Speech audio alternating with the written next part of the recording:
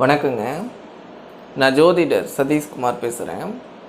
ஜோதிடம் கற்க எளிய முறை என்ன? அதிலும் 2 நிமிட வித்தியாசத்தில் ஒரே பிரசவத்தில் பிறக்கும் 2 குழந்தைகளுக்கு எப்படி ஜாதகம் கணிப்பது, ஜாதகம் கணித்து எப்படி பலன் அறிவது, அதை பற்றி தான் இந்த காணொளியில் தெளிவாக பார்க்க போகிறோம். நீங்கள் சமீபமாக கவனிச்சிங்கன்னா ஒரே பிரசவத்தில் இரட்டை குழந்தைக்கான பிறப்பு விகிதம் என்பது நாளுக்கு நாள் கூடிக்கிட்டு இருக்கு. உங்களுக்கு தெளிவுபடுத்தி சொல்லணுன்னா 45 பிரசவத்துக்கு ஒரு பிரசவம் இன்றைக்கி இரட்டை குழந்தைக்கான பிரசவமாக இருக்குது. அதுக்கான காரணம் என்னென்னா, ஒன்று நாளுக்கு நாள் மக்கள் தொகை கூடிக்கொண்டிருப்பது, இன்னொன்று செயற்கை கருத்தரிப்பு மூலமாக ஒரு குழந்தை என்னங்க, ஒரு தாய் ஒரே பிரசவத்தில் உடல் வலிமை இருந்தால் 2 குழந்தை வேண்டுமானாலும் பெற முடியும், அல்லது 3 குழந்தை வேண்டுமானாலும் பெற முடியும். அதுக்கான வாய்ப்பு இன்றைக்கி உண்டு. ஆமாவா இல்லைங்களா? ஆக நல்ல விஷயந்தான். அதே சமயம் இதில் இருக்கக்கூடிய சிக்கல், சிரமம், ஜோதிடர்கள் எதிர்கொள்ளக்கூடிய சவால் என்னென்னா, பிரசவத்தின் போது குழந்தைகள் போதிய எடை இல்லாமல் சத்து குறைபாடோடு இருந்தால், அல்லது தாய் பிரசவத்தின் போது குழந்தைகளை பெற்றெடுப்பதற்கான உடல் வலிமையை இழந்தால் அக்குழந்தைகள் அறுவை சிகிச்சை மூலமாக பிறக்கும். அப்படி அறுவை சிகிச்சை மூலமாக பிறக்கக்கூடிய குழந்தைகளுக்கு ஜாதகம் கணிப்பது கடினம். ஏன், என்ன காரணம் கேட்கலாம், தெளிவாக கவனிங்க. அப்படி அறுவை சிகிச்சை மூலமாக பிறக்கக்கூடிய குழந்தைகள் குறைந்த நேர இடைவெளியில் பிறக்கும். உங்களுக்கு தெளிவுபடுத்தி சொல்லணும்னா, குறைஞ்சது 1 நிமிஷத்திலிருந்து அதிகபட்சமே, குறைஞ்சது 1 நிமிஷத்திலிருந்து அதிகபட்சமே 2 அல்லது 3 நிமிஷம் வித்தியாசத்தில் தான் அக்குழந்தைகள் பிறக்கும். அப்படி பிறக்கக்கூடிய குழந்தைகளுக்கு ஜாதகம் கணிப்பது கடினம். கடினம்னா அப்போ கணிக்க முடியாதா கேட்கலாம், தெளிவாக கவனிங்க. கணிக்க முடியும். அதற்கான வழி, எளிய முறை என்னன்றது தான் இந்த காணொளியில் சொல்லிக் கொடுக்க போகிறேன். இதில் கவனிங்க. உதாரணமாக, ஒரே பிரசவத்தில் பிறந்த 2 குழந்தைகளுடைய ஜாதகங்கள் கொடுக்கப்பட்டிருக்கு.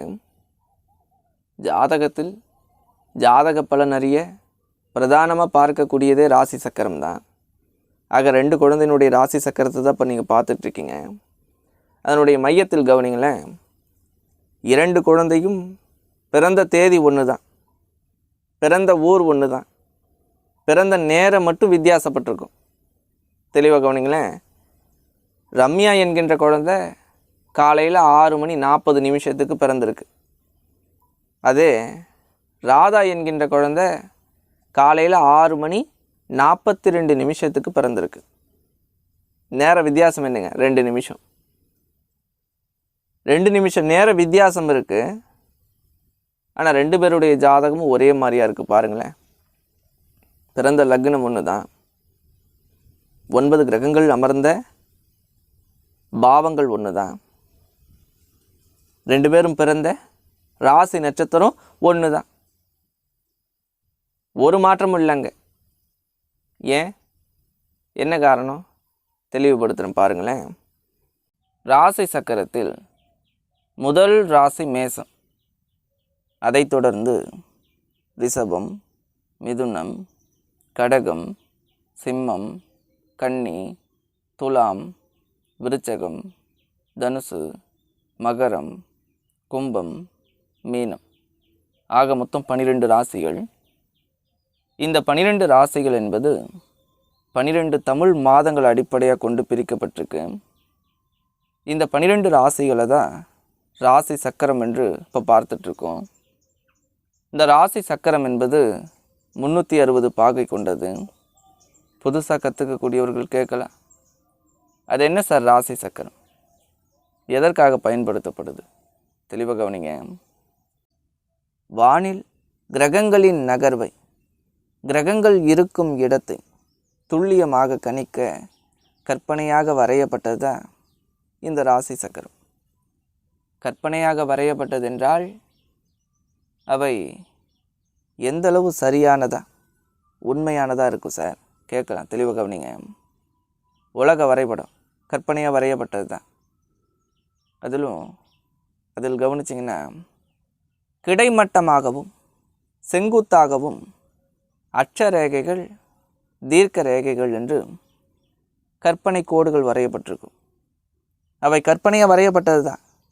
அவற்றை பயன்படுத்தி தான் நம்ம என்ன பண்ணுறோங்க, ஒரு நாட்டிற்கும் இன்னொரு நாட்டிற்குமான தூரம் என்ன, நேர வித்தியாசம் என்ன, காலநிலை மாற்றம் என்ன, அந்த நாடுகள் அமைந்திருக்கக்கூடிய திசை என்னன்றதை துல்லியமாக தெரிஞ்சுக்கணும். ஆமாவா இல்லைங்களா? அதே போன்று தான் வானில் கிரகங்கள் இருக்கும் இடம், அதனுடைய நகர்வு, அதை துல்லியமாக அறிய பயன்படக்கூடியதா இந்த ராசி சக்கரம்.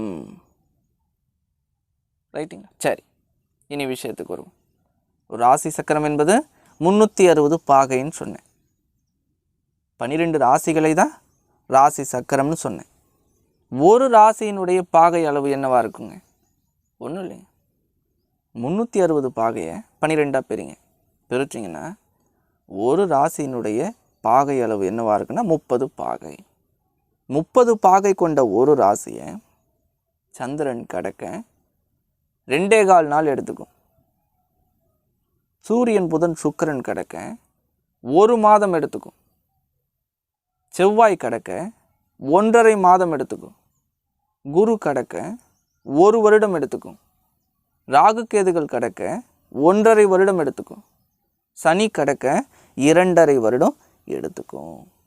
இதில் இந்த கிரகங்களோடு கூடுதலாக லக்னம் என்கின்ற ஒன்றை பயன்படுத்தப்படுது. கேட்கல, லக்னம்னா என்னங்க? தெளிவாக கவனிங்க. பூமி 24 மணி நேரத்துக்கு ஒரு முறை மேற்கிலிருந்து கிழக்காக தன்னைத்தானே சுற்றி கொள்ளக்கூடிய கிரகம். அந்த பூமியில் தான் நம்ம வாழ்ந்துட்டுருக்கோம். அதன் காரணமாக தான் பூமியில் இரவு பகல் தோன்றுகிறது, சூரியன் உதயம் அஸ்தமனம் தோன்றுகிறது. குறிப்பாக காலையில் கிழக்கில் தோன்றக்கூடிய சூரியன் மாலையில் மேற்கில் தோன்றுவதற்கான மிக முக்கியமான காரணமே பூமி தன்னைத்தானே சுற்றி கொள்வது தான். ஒருவேளை பூமி தன்னைத்தானே சுற்றி கொள்ளாமல் இருந்திருந்தால் பூமியில் இரவு பகல் என்பது தோன்றியிருக்காது, சூரியன் உதயம் அஸ்தமனம் என்பது தோன்றியிருக்காது. முக்கியமான விஷயம், சூரியனின் தோன்றுதலில் எந்த ஒரு மாறுபாடும் இருந்திருக்காது. ஜாதகத்தில் லக்னம் பயன்படுத்த வேண்டிய அவசியமும் இருந்திருக்காது. பூமி தன்னைத்தானே சுற்றி கொள்வதனால்தான் கிழக்கில் தெரியக்கூடிய சூரியன் மேற்கில் தெரிகிறது. இப்போ சூரியனுக்கு சொல்லப்பட்டது அப்படியே மற்ற கிரகங்களுக்கும் பொருந்தும். மற்ற கிரகங்களை எளிதாக பார்க்க முடியாததுனால அதை உணர முடியறதில்ல. நான் சொல்கிறது உங்களுக்கு புரியும் நினைக்கிறேன். தெளிவாக கவனிங்க. பூமி தன்னைத்தானே சுற்றி கொள்வதால் பூமியில் ஒரு குறிப்பிட்ட இடத்தில் குறிப்பிட்ட நேரத்தில் வானை பார்க்கும் பொழுது அந்த வானில் தெரியக்கூடிய கிரகங்கள், நட்சத்திரங்கள், அதனுடைய காட்சிகள் என்பது பூமியில் எல்லா இடங்களுக்கும் எல்லா நேரங்களுக்கும் ஒரே மாதிரியாக காட்சியளிப்பதில்லை. அந்த காட்சிகள் மாறிக்கொண்டே இருக்கு, குறிப்பிட்ட இடம் நேரத்தை பொறுத்து. அதை அறிய பயன்படக்கூடியதா லக்னம். தெளிவாக சொல்கிறேன் பாருங்க. பூமியில் ஒரு குறிப்பிட்ட இடத்தில் குழந்தை பிறக்கும் நேரமே லக்னம். அந்நேரத்தில் வானில் கிரகங்கள், நட்சத்திரங்களின் நிலை என்ன என்பதை அறிய உதவுவதே லக்னம். ரைட்டுங்களா? சரி, இனி இந்த லக்னத்தை கொண்டு தெளிவாக கவனிங்க. பூமியில் ஒரு குறிப்பிட்ட இடத்துல 2 குழந்தைகள் எவ்வளவு நேர வித்தியாசத்தில் பிறந்தால் அக்குழந்தைகளுக்கு தனித்தனி ஜாதகம் கணித்து பலன் சொல்ல முடியும் என்பதை தெளிவாக பார்ப்பதில் பாருங்க. முன்பே சொன்னது தான், ராசி சக்கரம் என்பது 360 பாகை கொண்டது. அதில் மொத்தம் 12 ராசிகள் உள்ளது. ஒவ்வொரு ராசியும் 30 பாகை கொண்டது. அந்த 30 பாகை கொண்ட ஒவ்வொரு ராசியிலும் 9 நட்சத்திர பாதங்கள் இருக்குது. உங்களுக்கு தெளிவுபடுத்தி சொல்லணும்னா மொத்தம் 27 நட்சத்திரங்கள். அந்த 27 நட்சத்திரங்கள் ஒவ்வொன்றையும் 4 பாதங்களாக பிரிக்கப்பட்டிருக்கு. ஆக 27 நட்சத்திரங்களையும் ஒன்றொன்றையும் 4ஆக பிரித்தா மொத்தம் 108 பாதங்கள். அந்த 108 பாதங்களை 12 ராசிகளுக்கு 12ஆக பிரித்தா ஒரு ராசிக்கு 9 நட்சத்திர பாதங்கள் அமையும். 9 நட்சத்திர பாதங்கள் கொண்ட ஒரு ராசி என்பது 30 பாகைன்னு சொன்னேன். அந்த 30 பாகை என்பது 9 நட்சத்திர பாதங்களுக்கும் பொதுவானது. அந்த 9 நட்சத்திர பாதங்களுக்கு இந்த 30 பாகையை சமமாக பிரித்து கொடுத்தா ஒரு பாதத்தினுடைய அளவு என்னவா இருக்குன்னா 3 பாகை 20 கலை. தெளிவாக விஷயத்தை கவனிங்க. ஒரு நட்சத்திர பாதத்தின் அளவு என்னன்னா 3 பாகை 20 கலை. இந்த 3 பாகை 20 கலையை லக்னம் கடக்க எவ்வளவு நேரம் எடுத்துக்கும் அப்படின்னு பார்த்தீங்கன்னா 13 நிமிஷம் 20 நொடி எடுத்துக்கும். 3 பாகை 20 கலையை லக்னம் கடக்க எடுத்துக்கொள்ளக்கூடிய நேரம் என்னன்னா 13 நிமிஷம் 20 நொடி. ஆக ஒரு குறிப்பிட்ட இடத்தில் குறிப்பிட்ட தேதியில் 13 நிமிஷம் 20 நொடி இடைவெளியில் 2 குழந்தைகள் பிறந்தால் அக்குழந்தைகள் பிறந்த லக்னம் நின்ற நட்சத்திரம் ஒன்றா இருந்தாலும் நட்சத்திர பாதங்கள் என்பது வெவ்வேறாக இருக்கும். அதை கொண்டு நவம்ச சக்கரத்தில் வெவ்வேறு லக்னம் கணித்து இருவருக்கும் பலன்களை வித்தியாசப்படுத்தி சொல்ல முடியும். உண்மையா இல்லைங்களா? ஒருவேளை 13 நிமிஷம் 20 நொடிக்கு குறைவா, உதாரணமாக 5 நிமிஷம் 10 நிமிஷம் இடைவெளியில் 2 குழந்தைகள் பிறந்திருந்தால் அக்குழந்தைகளுக்கு லக்னம் நின்ற நட்சத்திரமும் நட்சத்திர பாதமும் ஒன்றா தான் இருக்கும். அதனால் நவம்ச சக்கரத்திலும் லக்னம் ஒன்றா தான் இருக்கும். நீங்கள் 2 பேருடைய ஜாதகத்தையும் ஒட்டுக்கா வச்சு பார்த்தீங்கன்னா 2 ஜாதகமும் ஒன்றா தான் இருக்கும். ஒரு வித்தியாசமும் இருக்காது. அப்படி இருக்க 2 பேருக்கு ஒரே மாதிரியான பலன் நடக்குமா? நடக்காது. ஏன்? ஒரே பிரசவத்தில் பிறக்கக்கூடிய 2 குழந்தைகளுக்கு கூட ஒரே மாதிரியான பலன் நடக்காதுங்க. நீங்கள் கவனிச்சிங்கன்னா அக்குழந்தைகளிடையே நிறைய ஒற்றுமை இருக்கும். ஒரே ஜாதகமாக இருக்கும், ஒரே தோற்றமாக இருப்பாங்க, ஒரே அப்பா அம்மா உடையவர்களாக இருப்பாங்க, ஒரே குடும்ப வாழ்க்கையில் வளரக்கூடிய குழந்தைகளாக இருப்பாங்க. அப்படி இருந்தும் அவர்களுக்கு ஒரே மாதிரியான பலன்கள் நடக்குமானா நடக்காது. ஏன்னா இயற்கை ஒன்றை போன்று இன்னொன்றை படைக்காது. உண்மையா இல்லைங்களா? இப்போ உதாரணமாக ரம்யா ராதா 2 ஜாதகத்தை எடுத்துக்கிட்டோம். ஒரே பிரசவத்தில் பிறந்த ஒரே ஜாதக அமைப்பு கொண்ட குழந்தைகள் ஜாதகம் தான் அது. அதில் இன்றைக்கி ஒரு குழந்தை தான் இருக்குது, இன்னொரு குழந்தை இல்லை. பிறந்த போதே சத்து குறைபாட்டினால் இறந்துருச்சு.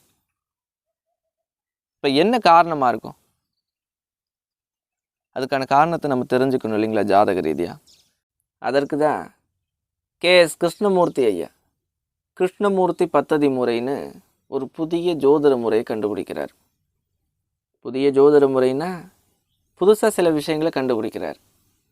உங்களுக்கு தெளிவுபடுத்தி சொல்லணும்னா, நம்ம இவ்வளோ காலமாக ஒரு நட்சத்திரத்தை 4 பாதங்களாக மட்டுமே பிரித்து பலன் சொல்லிட்டு வந்தோம். அது அவர் என்ன பண்ணுறாரு, 4ஆக பிரிக்கப்பட்ட ஒரு நட்சத்திரத்தை 9ஆக பிரிக்கிறார். 9 கிரகங்கள் அடிப்படையாக கொண்டு. இன்னும் தெளிவாக சொல்லணும்னா, இப்போ உதாரணத்துக்கு மேச ராசியில் பரணி நட்சத்திரத்தில் ஒருத்தர் பிறந்திருப்பதாக வைத்துக்கொள்வோம். பரணி நட்சத்திரத்தினுடைய அதிபதி யாருங்க? சுக்கிரன். இப்போ ஜாதகர் பிறந்த திசை சுக்கிர திசைன்னு சொல்லுவோம். ஆமாவா இல்லைங்களா? இங்கே பரணி நட்சத்திரம் என்பது என்னவா மாறுது? தசையாக மாறுது, சுக்கிர திசை. அந்த சுக்கிர திசை என்ன பண்ணுவோம்? 9ஆக பிரிப்போம். 9 புத்தி. ஒவ்வொரு புத்தியும் அடுத்த கட்டமாக என்ன பண்ணுவோம்? 9 9ஆக பிரிப்போம். அந்தரம். அதில் வரக்கூடிய ஒவ்வொரு அந்தரத்தையும் என்ன பண்ணுவோம்? அடுத்த கட்டமாக 9 9ஆக பிரிப்போம். சூட்சம். இது எல்லாமே 9 கிரகங்கள் அடிப்படையாக கொண்டு பிரிக்கப்படக்கூடிய விஷயம். இதே மாதிரி தான் 27 நட்சத்திரங்கள் மொத்தம். அந்த நட்சத்திரங்கள் ஒவ்வொன்றையும் 9 9 பிரிக்கிறாங்க. 9 9 பிரிக்கப்பட்ட ஒவ்வொன்றையும் 9 9 பிரிக்கிறாங்க. எப்படி தசையிலிருந்து புத்தியிலிருந்து அந்தரத்திலிருந்து சூட்சமனு பிரிக்கப்படுகிறதோ அதே மாதிரி நட்சத்திரத்திலிருந்து உபநட்சத்திரம், உபநட்சத்திரத்திலிருந்து உப நட்சத்திரம், உப நட்சத்திரத்திலிருந்து உப நட்சத்திரம் சொல்லி ஒவ்வொன்றையும் 9 9 9 பல கூறுகளாக ஒரு நட்சத்திரத்தை பிரிக்கப்படுது. அப்படி பிரிக்கப்படும் பொழுது தெளிவாக கவனிங்க, அப்படி பிரிக்கப்படும் பொழுது ஓரிரு நிமிடத்தில் பிறக்கக்கூடிய குழந்தைகளுக்கு கூட தனித்தனி ஜாதகம் கணித்து பலன் சொல்ல முடியும் என்பதை கண்டுபிடிச்சார். ஆக அதன்படி இனி ரம்யா, ராதா 2 குழந்தைகளுடைய ஜாதகத்தை கேபி முறையில் ஆய்வு செய்து பலன் காண்போம். அதில் பாருங்க, முதலாவதா ரம்யாவுடைய ஜாதகம். அதில் பாருங்க, கிரக தொடர்புகள், பாவ தொடர்புகள் என்று 2 அட்டவணைகள் கொடுக்கப்பட்டிருக்கு. கிரக தொடர்புகள் என்றால் 9 கிரகங்களின் நிலை, 9 கிரகங்களால் என்ன பலன் நடக்கும் என்பதை அந்த கிரக தொடர்புகள் அந்த அட்டவணையில் தெரிஞ்சுக்கலாம். அதே பாவ தொடர்புகள் என்றால் 12 பாவங்களின் நிலை, 12 பாவங்களால் என்ன பலன் நடக்கும் என்பதை பாவ தொடர்புகள் இந்த அட்டவணையில் தெரிஞ்சுக்கலாம். அதில் பாருங்க, பாவ தொடர்புகள் அட்டவணையில் லக்னமே முதன்மையானதுன்னு சொன்னேன். லக்னம் என்பது தான் முதல் பாவம். முதல் பாவத்தை கவனிங்க, சந்திரன். முதல் பாவத்திற்கு மட்டும் இல்லாமல் 11ஆம் பாவத்திற்கும் 12ஆம் பாவத்திற்கும் உபநட்சத்திர அதிபதியாக அமர்ந்து, அந்த சந்திரன் அமர்ந்த நட்சத்திராதிபதி என்னங்க? சூரியன். 6ஆம் பாவமுனைக்கு உபநட்சத்திராதிபதி. அந்த சந்திரன் அமர்ந்த உபநட்சத்திராதிபதி என்னங்க? சந்திரனே. 1 11 12ஆம் பாவமுனைக்கு உபநட்சத்திராதிபதி. ஆக தொடர்பு என்னங்க? 6 12. 6 என்றால் நோய், சத்து பற்றாக்குறை, உடல் பலவீனம் அடைகிறது, நோய் எதிர்ப்பு திறன் குறைந்து போகிறது. அதே 12 என்றால் தோல்வி, விரயம், இழப்பு, இறப்பை குறிக்கும். ஆக லக்னம் இங்கே தோத்து போயிடுச்சு. லக்னம் என்பது என்னங்க? ஜாதகியை குறிக்கும், உயிர் உடல் இயக்கத்தை குறிக்கும். இப்போ லக்னமே இங்கே கெட்டு கிடக்குது. அதற்கு தகுந்தாற்போல் பிறந்த திசை என்னென்னா சூரியனுடைய திசை.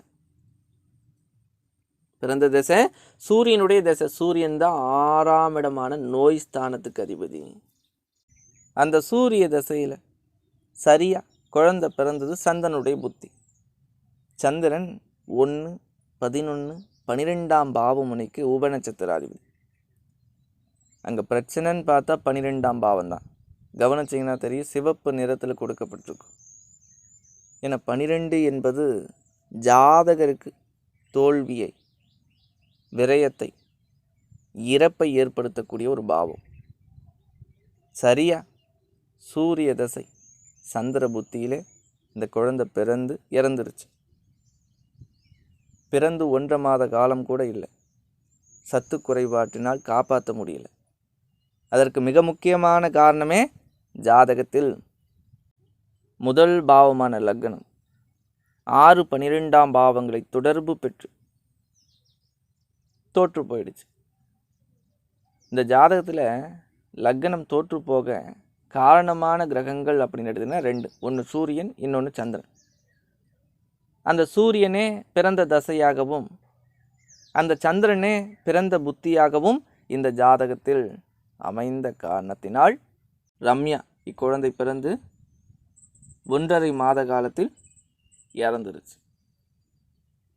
அதே ராதா அக்குழந்தையினுடைய ஜாதகத்தை கவனிங்களேன். 1ஆம் பாவத்தை பாருங்களேன். சந்திரன் 1ஆம் பாவம் முனைக்கு உபநட்சத்திராதிபதியாக அமர்ந்து, சந்திரன் அமர்ந்த நட்சத்திராதிபதி என்னங்க? சூரியன். சூரியனும் 1ஆம் பாவம் முனைக்கு நட்சத்திர அதிபதியாக அமர்ந்திருக்கு. சந்திரன் அமர்ந்த உபநட்சத்திராதிபதி என்னங்க? சந்திரனே. 1ஆம் பாவ முனைக்கு உபநட்சத்திராதிபதி. ஆக தொடர்பு என்னங்க? 1. 1ஆம் பாவம் 1ஆம் பாவத்தையே தொடர்பு பெற்றிருக்கு. அற்புதமான அமைப்பு. ஏன்னா கேபி முறையில் மட்டும் இல்லைங்க, நீங்கள் வேத முறையை எடுத்துக்கிட்டாலும் சரிங்க, நீங்கள் என்ன முறையை பார்த்தாலும் சரிங்க, பிரச்சனைக்குரிய பாவங்கள் என்றால் 8-12ஆம் பாவங்கள் தான்.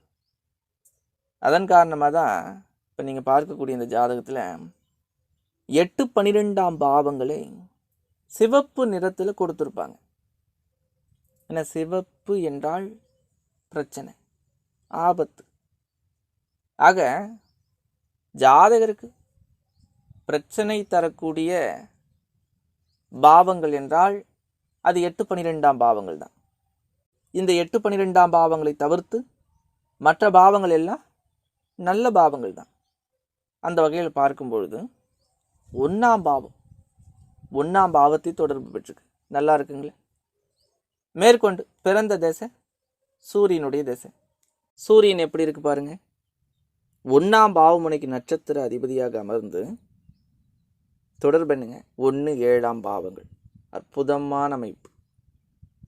அந்த சூரிய திசையில் குழந்தை பிறந்த புத்தி என்னென்னா சந்திரனுடைய புத்தி. சந்திரனை கவனிங்க, 1ஆம் பாவமுனைக்கு உபநட்சத்திர அதிபதியாக அமர்ந்து 1ஆம் பாவத்தையே தொடர்பு பெற்றிருக்கு. இதுவும் அற்புதமான அமைப்பு. ஆக இதன் காரணமாக தான் இக்குழந்தை எவ்வித குறையும் இல்லாமல் நல்ல திடகாத்திரமாக ஆரோக்கியமாக வாழ்ந்துட்டுருக்காங்க. இப்போ இந்த ஜாதகத்தில் கேள்வி என்னென்னா, என்ன விஷயமா ஜாதகம் பார்க்க வந்தாங்கன்னா, இக்குழந்தைக்கு ஆயுள் எப்படி இருக்குது. ஏன்னா கூட பிறந்த ஒரு குழந்தை தான் பிறந்த போதே இறந்துருச்சு இல்லைங்களா. அதை குறித்து இக்குழந்தையினுடைய பெற்றோர்களுக்கு ஒரு அச்சம். அதனால் இக்குழந்தையினுடைய ஆயுள் எப்படி இருக்குன்னு தெரிஞ்சுக்கிறதுக்காக ஜாதகம் பார்க்க வந்தாங்க. எப்படி இருக்குங்க, சூப்பராக இருக்குது.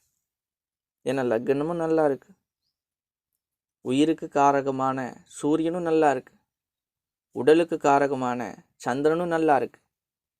மேற்கொண்டு நடக்கிற திசை சூரிய திசை, அடுத்து வரக்கூடிய சந்திர திசை, இதெல்லாமே தொடர்ச்சியாக நல்லா பலமாக இருக்கிறதுனால ஆயுளுக்கு எந்த ஒரு குறையும் இல்லாத ஜாதகம் தான் இந்த ஜாதகம். ரைட்டுங்களா? சரி, இனி விஷயத்துக்கு வருவோம். இப்போ இந்த காணொளியில் கேபி முறைனா என்ன என்பதை குறித்து ஒரு புரிதல் ஏற்பட்டிருக்கும்.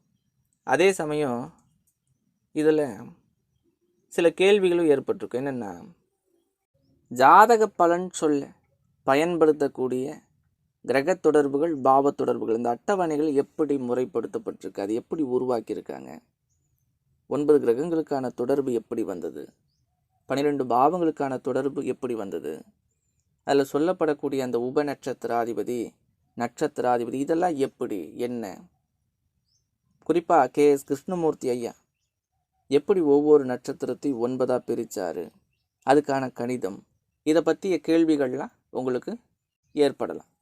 இந்த கேள்விகளுக்கு பதிலாக குறிப்பாக எனக்கு முறையை முழுமையாக தெள்ள தெளிவாக கற்றுக்கணும் என்பவர்களுக்காக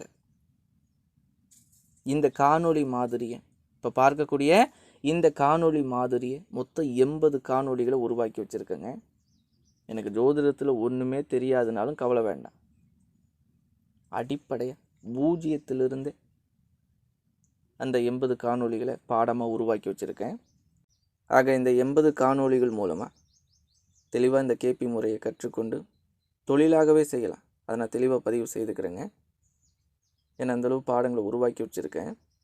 மேற்கொண்டு நீங்கள் ஜோதிடம் கற்றுக்க மட்டும் இல்லைங்க, இந்த முறையில் ஜாதக ஆலோசனை பெறணும், திருமண பொருத்தம் பார்க்கணும், குழந்தைக்கு பேர் வைக்கணும், ஆருடம் பார்க்கணும், வாஸ்து மனை அடிப்படை குழிக்கணக்கு பார்த்து வீடு கட்டணும், அதற்கான ஆலோசனை வேணும், வரைபடம் வேணும்னாலும் ஸ்க்ரீனில் தெரியக்கூடிய 9600717271 என்ற எண்ணிற்கு என்னை அழைக்கலாம்.